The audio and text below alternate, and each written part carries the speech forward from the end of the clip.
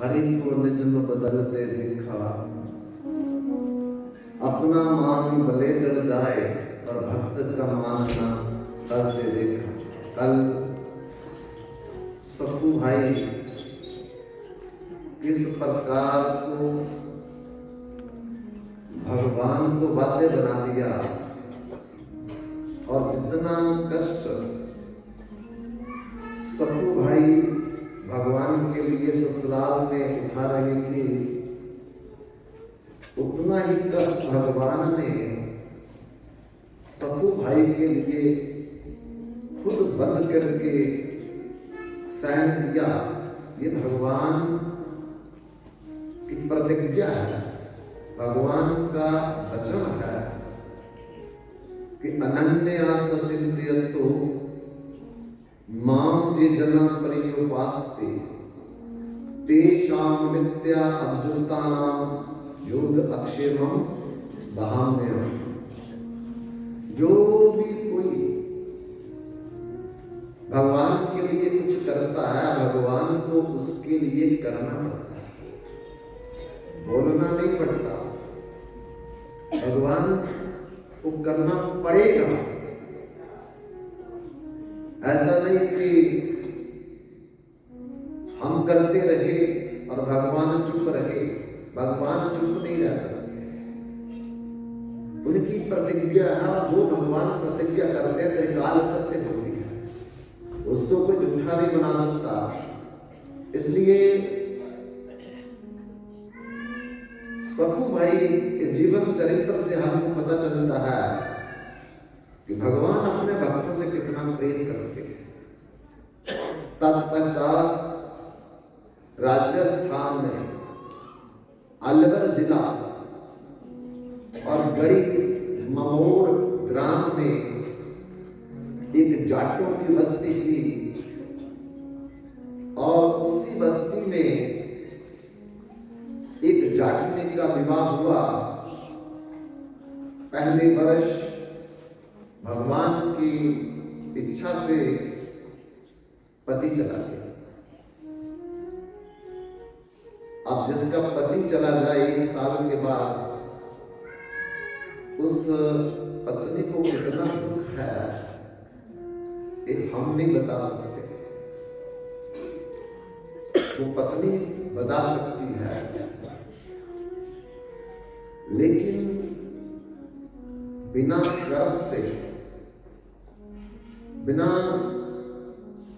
कर्म किए बगैर 1 साल में पति जाएगा नहीं। हमारा कोई पूर्व जन्म का ऐसा कर्म है जो हमें पति का वियोग का दुख मिलना है, क्योंकि काबू न कौ सुख दुख कर दाता, निज कृत कर्म भोग सब खाता। कोई किसी को दुख नहीं दे सकता और कोई किसी को सुख भी नहीं दे सकता। अगर हमको दुख मिल रहा है तो वो भी हमारे पूर्व जन्मों के कर्मों के आधार पर मिल रहा है। कभी कभी हम सोचते हैं कि बहू मुझे बहुत दुख दे रही है। बहू हमारा कर्म बन करके आई है। कभी कभी लगता है कि मेरी सासू माँ मुझे बहुत दुख दे रही है, पर सासू माँ दुख नहीं दे रही है, पिछले जन्म में हमने उसको दुख दिया है, अब बदले में वो हमको दुख मिल रहा है। ऐसा नहीं कि अपनी मर्जी से ही हमें दुख मिलेगा, अपनी मर्जी से हमको सुख मिलेगा। अगर कोई कर्म किया नहीं है तो फिर दुख और सुख मिलेगा कैसे? साथ में आसमान से थोड़ी आ गया हमारे लिए दुख और सुख। कर्म जो किया है उस कर्म के आधार पर ही हर व्यक्ति को सुख मिल रहा है, भले वो पुत्र से मिल रहा हो, पति से मिल रहा हो, अपने मित्र से मिल रहा हो, पर बिना ये कर्म के बगैर किसी को कभी सुख नहीं, कभी दुख नहीं मिलता। गंधारी के पास भगवान आए, महाभारत के युद्ध विवाद, और भगवान प्रणाम करने लगे। माता गंधारी ने कहा, कौन? श्री कृष्ण कहते, मैं द्वारकाधीश श्री कृष्ण अपने भुआ को, कुंती को मैं प्रणाम करने आया था। तो उन्होंने कहा कि गंधारी भुआ को भी जरूर प्रणाम करना, तो मैं आपके पास भी चला आया। लेकिन गंधारी ने कहा कि आपको कोई हक नहीं है मेरे को प्रणाम करने का। क्यों माते? अरे जिस व्यक्ति ने मेरे 100 लगभग पुत्र मरवा दिए और कुंती के 5 पुत्र थे, उनके 5 पुत्र को बचा लिया, तो कुंती को तो तुम प्रणाम करो, वो तो तुम्हारा हक बनता, पर मेरे को प्रणाम करने का क्या हक है? भगवान ने कहा कि मैं कौन होता हूं किसी के पुत्रों को बचाने वाला और किसी के पुत्रों को मारने वाला, क्योंकि कर्म प्रधान विषव रचि राखा, जिस जन कीन तस फल चाखा। जिस व्यक्ति ने जो कर्म किया है उस कर्म के आधार पर आज नहीं तो कल फल मिलेगा, कल नहीं तो अगले साल फल मिलेगा, अगले साल नहीं तो अगले जन्म में, करोड़ जन्म के बाद भी। लेकिन कर्म का फल कभी खत्म नहीं होगा। माता गंधारी ने कहा कि मैंने कौन सा ऐसा कर्म किया जिसके फल स्वरूप मेरे लगभग 100 पुत्र मारे। भगवान ने कहा कि अभी आप नहीं जानती हो, तो इसका मतलब ये नहीं कि आपने कोई कर्म नहीं किया और बिना कर्म से ही आपके पुत्र मारे गए। ऐसा मुझे भीष्म पितामह ने भी एक बार कहा, माते, और उन्होंने मुझे ये भी कहा था कि मैं अपने अखंड ब्रह्मचारी के बल पर 72 जन्म तक जहां तक मैंने कोई पाप नहीं किया। तब मैंने भीष्म पितामह से कहा, क्या तुम्हारे आज तक 72 जन्म हुए हैं? अनंत जन्म हो चुके। ऐसा कोई समय नहीं था जब मैं नहीं था, जब आप नहीं थे, लेकिन हमारे शरीर अलग अलग थे, अलग अलग जगह पे हमारा जन्म था। रिश्ते अलग अलग हो सकते हैं, लेकिन ऐसा कोई समय नहीं जब भगवान नहीं थे और जब हम नहीं थे। पर दुख की बात है, भगवान तो सब जन्मों के बारे में जानते हैं, पर हम नहीं जानते।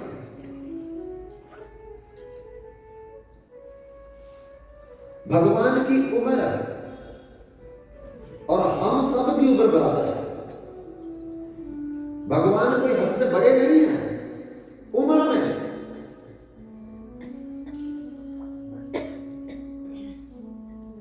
और ऐसा कोई रिश्ता नहीं देखा कि पुत्र और पिता की उम्र बराबर हो, लेकिन भगवान हमारे पिता हैं, हम उनकी संतान है, और उम्र बराबर है।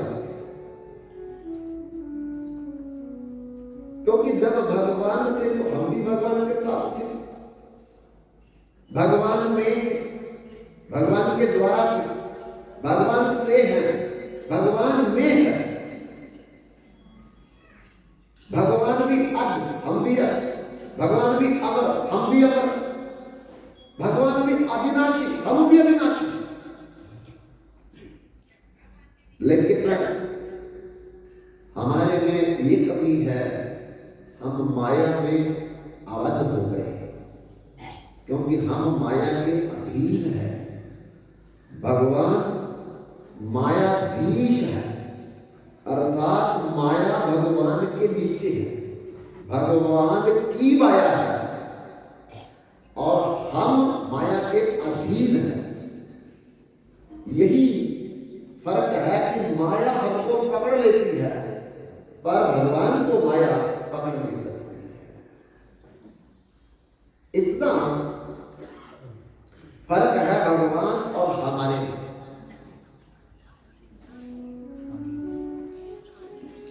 तो भगवान कहते कि मैंने पितामह से कहा कि अगर तुम ये चाहते हो कि मैं भक्त धन तक जानता हूं कि मैंने कोई पाप नहीं किया, और भक्त के आगे भी तो आपके जन्म थे,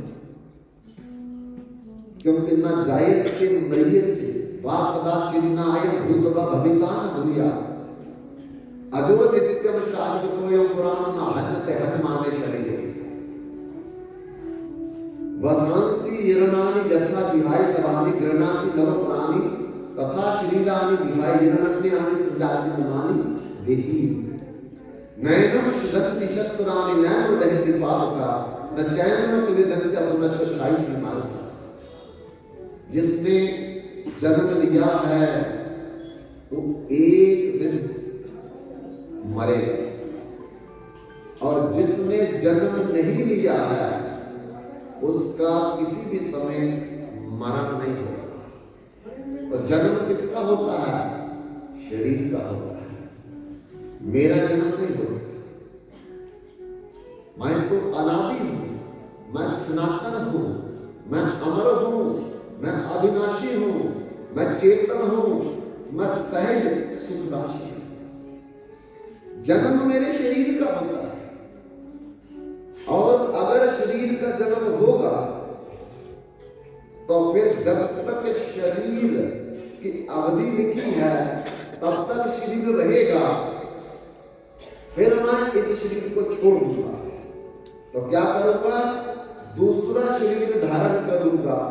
दूसरा शरीर कैसा धारण करूंगा? जो मेरा विचार अंत समय होगा। अंत समय जब मेरा शरीर छूटने लगा, मैं जो सोच रहा था, मेरे अंदर जो चल रहा था, मेरा विचार जो था, अगला शरीर भगवान वैसा दे देंगे। एक कानून है कि अंत काले च मामे समरण मुकत्तवा कलेवरम जा प्रजाति सा मदभाव नाशत्र यत्र संशय। हे अर्जुन, इसमें कोई भी संदेह नहीं करना चाहिए कि आखिरी समय में जिस व्यक्ति का जैसा विचार उसका अगला जन्म वैसा ही होता है। अंत जामता सकता, अंत जामती सकती। हम जो चाहते हैं आखिरी समय में भगवान वैसा हमको शरीर देते, और ये शरीर चला गया, वो मिल गया।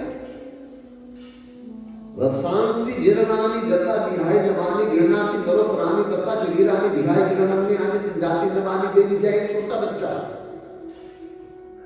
खेल रहा है, खेलते खेलते कपड़े गंदे हो गए, रोने लगा। मां दौड़ती चली आई और बच्चे को गोद में उठाया, गंदे कपड़े उतार करके नहा करके फिर नए कपड़े पहना। लेकिन बच्चा तो नहीं बदला ना, कपड़े बदले। कोई व्यक्ति की दुकान नहीं चल रही, उसने वो दुकान को छोड़ करके कहीं और दुकान ले ली। दुकान बदली, दुकानदार नहीं बदला। आपका घर आपको माफिक नहीं बैठा, आपने अपना घर छोड़ करके नया घर खरीद लिया, वहीं रहने लगे, लेकिन आप नहीं बदले, आपका घर बदल गया। आप एक कमरे से दूसरे कमरे में चले गए, कमरा बदल गया, और मैं तो नहीं बदला। मैं हिंदुस्तान को छोड़ करके अमेरिका में चला गया, लेकिन देश बदल गया और मैं नहीं बदला। ऐसे ही अनंत कर्म फल स्वरूप हमारे शरीर बदल रहे हैं, पर मैं नहीं बदला। जो आज से करोड़ वर्ष पहले था, 1000 वर्ष पहले था, लाख करोड़ वर्ष पहले था, आज भी मैं वही हूं। लेकिन मेरे शरीर लगातार बदल रहे हैं।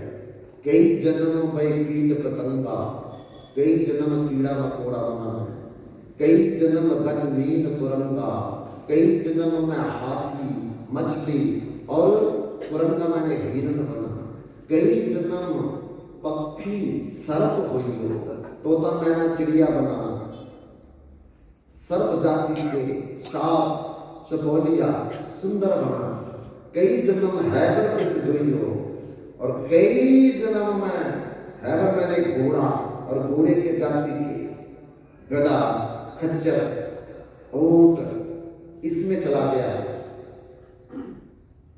और कई जन्म मैं अमरूद का पेड़, आम का पेड़, सतूत का पेड़, केले का पेड़, जामुन का पेड़, लेकिन हम पर याद नहीं, क्योंकि हम भूल रहे हैं। भगवान को कुछ भी भूलता नहीं है। हम अभी क्या कर रहे हैं, रात को क्या कर रहे हैं, सुबह क्या कर रहे हैं, सब जानते हैं।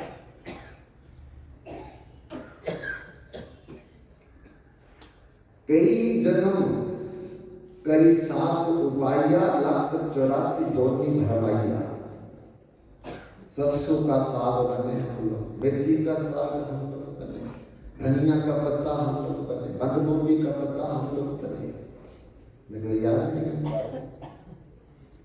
फिर गलतियां ही कर रहे, फिर गलतियां ही कर रहे। कब पता चलेगा? बिना सत्संग विवेक ना होई। जब तक भगवान के सत्संग में आकर के बैठ करके मन लगा करके सुनेंगे नहीं, हमें क्या करना है क्या नहीं करना है, तब समझ आएगी कि हम बहुत बड़ा अपने आप को धोखा दे रहे हैं। क्यों? आखिरी में कोई भी व्यक्ति हमारे साथ नहीं जाएगा, आखिरी में कोई भी पैसा हमारे साथ नहीं जाएगा, आखिरी में कोई भी डिग्री हमारे साथ नहीं जाएगी, आखिरी में कोई भी रिश्तेदार, अरे बाकी की बात छोड़ दो, ये भी शरीर हमारे साथ नहीं जाएगा। इसलिए कृष्ण नाम तू बजले मनवा, भग सागर तर जाएगा। कृष्ण नाम तू बजले मनवा, भग सागर